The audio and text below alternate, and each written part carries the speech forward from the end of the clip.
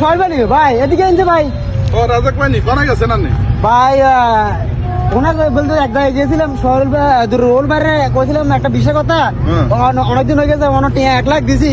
এমনি আর বিদেশ নিবে কইছিল। এমনি তো খবর টবর হয় না অনেকদিন ধরে।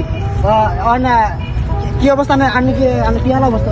নাই তো রবিল আর বন্ধু মানুষ এখন হেরে কইছি যে দেশের পরিস্থিতির কথা তুলি দিচ্ছি।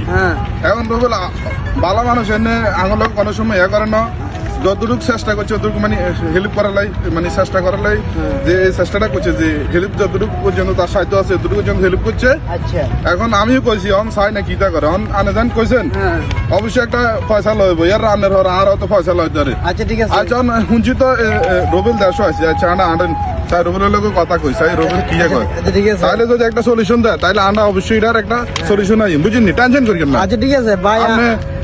খুব ভালো মানুষ আমি এটা লইয়া করি না।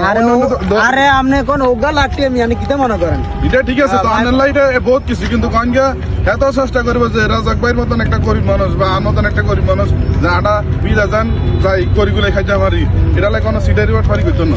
ঠিক আছে চাই আনেন আনা চাই। আর দোস্ত রবেলের দেয়া হয়নি, রবেলের দেয়া হইলে একটা সলিউশন তো হয় মেয়াটা। ঠিক আছে নি? আচ্ছা السلام عليكم مدير، كيف الحال؟ كيف انت بابا؟ كيف انت ماما؟ انا اريد 2 بيشة، انت ما في تقدير وانا فور على طول زعلان. انا ما في انا تو على طول زعلان. আমরা আরবি বাদ দেন মিয়া। 1 লাখ দিছি বিজন লাগে মিয়া।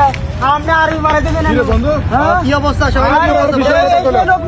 তোর আর বিষয়ের কথা কইছি অনে আমি আইতে কইতেছে কয় তোর 1 লাখ টাকা দিছে আম তুই বিষয়ে ইয়া কইতেছ তুই খালি আরবি লগে কথা কস আরবি লগে এত কথা কি তুই বিষয় হেমিয়ারে বাউনা করে দিবি হর আল্লাহ একটা চেষ্টা কর তুই যদি হেমিয়ারে লই এরকম করস তো আই তোর কেন বড় সরে কিন্তু ক ভাইরে এখন তো বিদেশ তো এত সহজ না, একটা ভিসা প্রসেসিং করতে অনেকক্ষণ সময় লাগে। একটু আগে দেখছো আমি আরবির সাথে কথা বলছি, আরবিতে বললাম যে ভাই এমনি এমনি, আমি তো আরবিতে বলছি তোরা তো এটা বুঝলি না।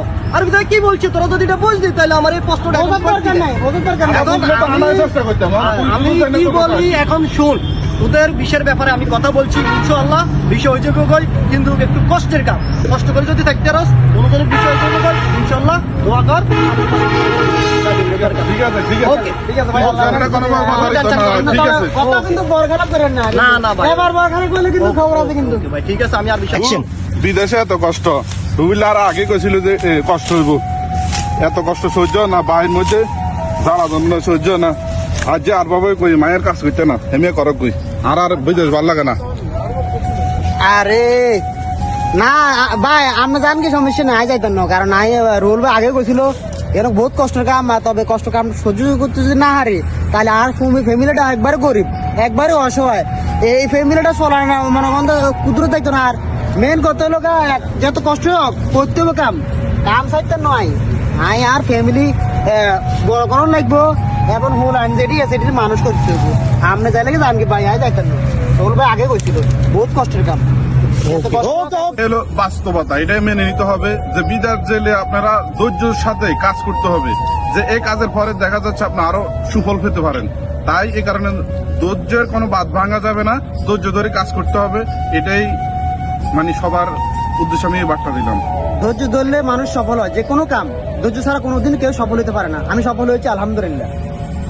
ভাই প্রবাসে একটা কথা আমি প্রথম থেকে বলে থাকি যে লোক বিষয়ের জন্য বলে যে ভাই প্রবাসে অনেক কষ্ট, যারা কষ্ট করতে পারবেন ধৈর্য ধরতে পারবেন সফলতা একদিন না একদিন আসবে, কিন্তু সর্বশেষ আপনি কষ্ট করতে হবে, ধৈর্য ধরতে হবে। যেমন কি ওই সোহেল ভিডিওতে বলছিল যে এর কষ্ট না এ চলে গেছে, এর বাপের টাকা পয়সা ছিল এ চলে গেছে। রাজ্জাক ভাই আজকে সফল, কষ্ট করছে আলহামদুলিল্লাহ। আমার কথা শুনছে, উনি টাকা পয়সা কামাই সফল হয়েছে ইনশাআল্লাহ। এটা